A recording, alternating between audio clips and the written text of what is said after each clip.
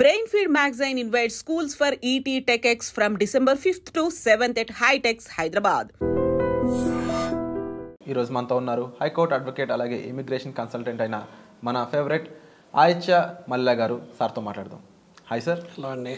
Sir, EB-5 ఇప్పుడు all over world ఇదే hot topic అని చెప్పొచ్చు. ఎందుకంటే the winner Trump making the mania. So H-1B కంటే కూడా చాలా చోట్ల EB-5తో చాలా వెసులుబాటు ఉంది, చాలా బెనిఫిట్స్ ఉన్నాయి, చాలా ఫీచర్స్ ఎక్స్ట్రాగా ఉన్నాయి. కంట్రీలో మనకు చాలా ఎక్స్ట్రా యాడెడ్ ఫీచర్స్ అనేవి ఇస్తూ ఉంటాయి సిటిజన్గా అని చెప్పేసి చెప్తా ఉన్నారు. ఏంటి ఆ ఎక్స్ట్రా యాడెడ్ అడ్వాంటేజెస్ H-1B కంటే కూడా? So two types of visas, both are different అనమాట. H-1 వీసా వచ్చేసి వర్క్ ఓరియంటెడ్ వీసా.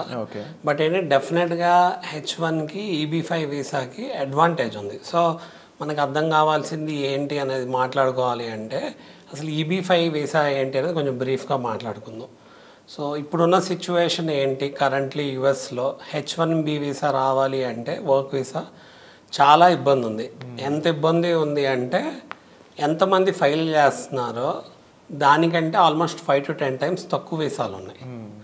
అంటే లైక్ లెట్సే ఒక 5 వీసాలు ఉన్నాయి అనుకోండి, ఫైల్ చేసే వాళ్ళు 50 members 100 members ఉన్నారు.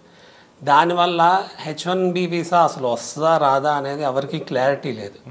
ఇంతకుముందు కూడా ఎలా ఉండేది అంటే ప్యూర్లీ లక్ బేస్డ్ ఉండేది. అంటే లాటరీ సిస్టమ్, ఎంప్లాయర్ మనకి స్పాన్సర్ చేయాలి అంటే మనకి జాబ్ వచ్చి ఉండాలి, ఎంప్లాయర్ మనకి వీసా స్పాన్సర్ చేయాలి, ప్లస్ అది లాటరీ సిస్టమ్ ఉంది. ఆ లాటరీ సిస్టమ్ ఏంటంటే లక్ బేస్ చేసుకొని మనకి వస్తూనే జరిగిద్ది. సో ఇది ఏంటంటే particularly for work based and ఏంటంటే ఇది ఒక టెంపరీ వీసా అనమాట. ఇది మనకి ఏంటంటే గ్రీన్ కార్డు రావాలి అంటే ఒక పాత్ అనమాట. అంటే ఫస్ట్ మనకి చదువుకోవడానికి వెళ్ళి తర్వాత ఏంటంటే అక్కడ OPT ఆప్షన్ యూటిలైజ్ చేసుకొని ఆ OPT టైంలో మనకి వర్క్ ఫ్లెక్సిబిలిటీ ఉంటుంది కాబట్టి ఆ టైంలో H-1B కనుక మనం ఆప్ట్ చేసుకోగలిగితే లాటరీలో మనకి పిక్ అయితే H-1B వస్తుంది జరిగిద్ది. సో H-1B వస్తే దాన్ని బేస్ చేసుకుని ఆ ఎంప్లాయర్ మనకు స్పాన్సర్ చేసిన దాన్ని బట్టి మన నెక్స్ట్ లెవెల్లో గ్రీన్ కార్డ్ తెచ్చుకుంటాం అనేది జరిగిద్ది అనమాట. అది కూడా ఎంప్లాయర్ స్పాన్సర్ చేయాలి. సో ఈ ప్రాసెస్ అంతా జరగటానికి కూడా 5 to 7 years యూజువల్గా అసలు గ్రీన్ కార్డ్ అప్లై చేయడానికి ఎంప్లాయర్ స్పాన్సర్ చేయడానికి పట్టిద్ది ఈ ప్రాసెస్ అంతా అవడానికి. బట్ వేరేజ్ ఎలా ఉంది అంటే సిచ్యువేషన్ ఇప్పుడు అప్లై చేశాక గ్రీన్ కార్డ్ రావాలి అంటే 100 to 150 years పడుతుంది. సో H-1B అసలు వస్తేనే కదా మనం గ్రీన్ కార్డ్ అప్లై చేసుకోగలిగేది. ఎందుకంటే గ్రీన్ కార్డు రావాలంటే చాలా విధానాలు ఉన్నాయి యుఎస్లో డెఫినెట్గా. But majority of the people choose చేసుకునేది మనకి వర్క్ వీసా ద్వారా కాబట్టి కోర్స్ ఏంటంటే L కేటగిరీలో కూడా అదర్ వర్క్ బేస్డ్ వీసాస్ ఉన్నాయి. బట్ H-1B ద్వారా వెళ్తున్నారు అంటే H-1Bకి ఏం ఫ్లెక్సిబిలిటీ ఉంటుంది, అసలు దాని అడ్వాంటేజ్ ఏంటి, దానికి ఏమేం కన్స్ట్రెంట్స్ ఉన్నాయి, అవన్నీ ఇప్పుడున్న సిచ్యువేషన్ ఏంటి, ఇంతకుముందు ఉన్న సిచ్యువేషన్ ఏంటి అనేది కూడా చాలా ఇంపార్టెంట్గా అనలైజ్ చేయాలి. సో ఇంతకుముందు ఏంటి అంటే H-1B మల్టిపుల్ ఎంప్లాయర్స్ నుంచి ఫైల్ చేయటం కూడా జరిగింది. సో దానివల్ల ఏమైంది అంటే ఇప్పుడు ఇమిగ్రేషన్ లా స్ట్రిక్ట్ చేసి passport number, travel document number mention చేయమన్నారు. దానివల్ల మల్టిపుల్ ఎంప్లాయర్స్ బేస్ చేసుకొని H-1B అసలు ఫైల్ చేయడానికి లేదు. సో అంటే ప్రాబిలిటీ అనేది బాగా తగ్గిపోయింది H-1B రావాలి అంటే. EB-5 వీసా ఏంటి అంటే ప్లేలోకి అసలు ఎందుకు వస్తుంది అంటే ఈ పరిస్థితులన్నీ టైట్ అవుతున్నాయి కాబట్టి కొంత కేటగిరీ ఆఫ్ పీపుల్ ఎవరైతే యూఎస్లో వెళ్ళి సెటిల్ అవ్వాలి అనుకున్న వాళ్ళకి డబ్బులు పెద్ద కన్స్ట్రెయిన్ కాదు, డబ్బులు ఇబ్బంది కాదు, ఎటు డబ్బులు తిరిగి వస్తాయి అనుకునే వాళ్ళకి 7 to 8 crores ఉంటే ఆ 7 to 8 crores తీసుకెళ్ళి యూఎస్లో ఇన్వెస్ట్ చేయాలి, ఈ డబ్బులు మళ్ళీ వెనక్కి వస్తాయి. బట్ ఏంటి అంటే EB-5 వీసా ద్వారా వాళ్ళకి ఇమీడియట్గా work visas, conditional green card వచ్చి వాళ్ళు పర్మనెంట్ రెసిడెన్సీ గోల్కి వాళ్ళు త్వరగా చేరుకునే మార్గం ఉంటుంది నెక్స్ట్ కపుల్ ఆఫ్ ఇయర్స్లోనే. సో H-1B వర్క్ ఫ్లెక్సిబిలిటీ గురించి మనం మాట్లాడుతున్నాం కాబట్టి H-1Bలో మనకు వచ్చే ఇష్యూస్ ఏంటి అంటే చాలా ఇష్యూస్ ఉన్నాయి. ఒకటి వచ్చేసి అసలు H-1B పిక్ అవటం అనేది మేజర్ ఛాలెంజ్. నెక్స్ట్ పిక్ అయినాక దాన్ని రెన్యూ చేసుకోగలగాలి. 3 years ఫార్ లైక్ ఏంటంటే 6 years రెన్యూవల్ ఉంటుంది. 6 years ఓవరాల్ పీరియడ్ అయితే ప్రతి 3 yearsకి రెన్యూ చేసుకుంటూ ఉంటాం. అదేంటంటే ఒక్కోసారి స్ట్రిక్ట్ చేయడం కోసం 1 yearకి ఒకసారి రెన్యూ చేసుకోవాల్సిన సిచ్యువేషన్ కూడా ఉంటుంది. అలానే ఎంప్లాయర్ కనుక మనం మారితే ఒకవేళ ఎంప్లాయర్ వేరే చోట వేరే స్టేట్లో ఉన్నారనుకోండి, ఆ ఎంప్లాయర్కి ట్రాన్స్ఫర్ చేసుకొని అక్కడ స్టేట్ని బేస్ చేసుకొని మనం H-1Bని ఆ ఎంప్లాయర్కి ట్రాన్స్ఫర్ చేసుకుంటాం జరిగిద్ది. ఒకవేళ మనం ఎక్కడైతే మనకి ఎంప్లాయర్ స్పాన్సర్ చేశారో ఆ స్టేట్లో కాకుండా వేరే స్టేట్లో ఉండి మనం వర్క్ చేస్తాం అనుకోండి, అలా కుదరదు యూజువల్గా అయితే. అది లీగల్ కాదు. బట్ అలా చేసేవాళ్ళు ఉన్నారంటే చేస్తున్నారు. బట్ వాళ్ళకి కన్స్ట్రెయిన్ వస్తుంది, లీగల్ ఇష్యూస్ వచ్చే సిచ్యువేషన్ ఉంటుంది. డెఫినెట్గా వేరే చోట వర్క్ చేస్తుంటే అక్కడ కూడా వాళ్ళ కంపెనీది అక్కడ సమ్ హెడ్ క్వార్టర్స్ ఒక చోట ఉండి వేరే బ్రాంచ్ ఉండటం వల్ల వర్క్ చేయటం కానీ, ఎంప్లాయర్ అయినా నో ఆబ్జెక్షన్ చెప్పకుండా ఎలో ఇవ్వటం కానీ జరుగుతూ ఉండాలి.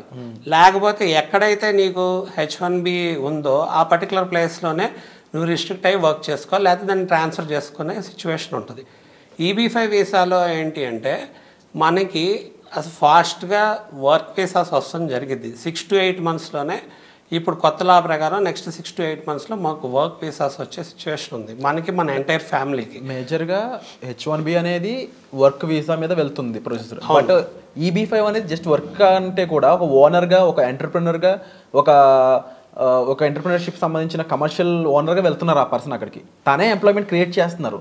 సో తను ఎక్కడైనా కూడా వెళ్ళి బిజినెస్ పెట్టుకునే ఛాన్సెస్ ఉంటాయా? ఇన్ కేసు ఒక చోట బిజినెస్ అని కూడా వెళ్తారు కదా, తర్వాత ఇంకా మల్టిపుల్ బిజినెస్ పెట్టుకోవడానికి స్కోప్ ఉంటుందా ఈ జాబ్ పర్సన్ లాగా? సో EB5 వీసా అనేది visa permanent resident through investment అనమాట. మనకి పర్మనెంట్ రెసిడెంట్ అవ్వాలి అనేది ఎవరైనా US వెళ్తే వాళ్ళ గోల్ అనమాట.